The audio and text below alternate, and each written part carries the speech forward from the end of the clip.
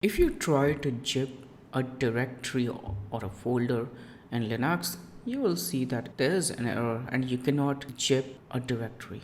Well, not at least with gzip command. So what I'm going to show you is how to gzip a directory in Linux. So this is my directory, and if you see the size of the directory, it's 40k. And now I'll show you how to gzip it.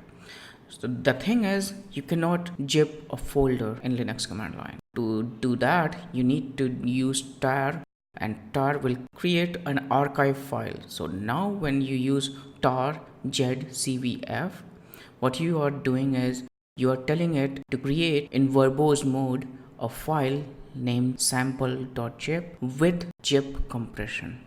So tar creates the archive file and then it zips it with the flag z.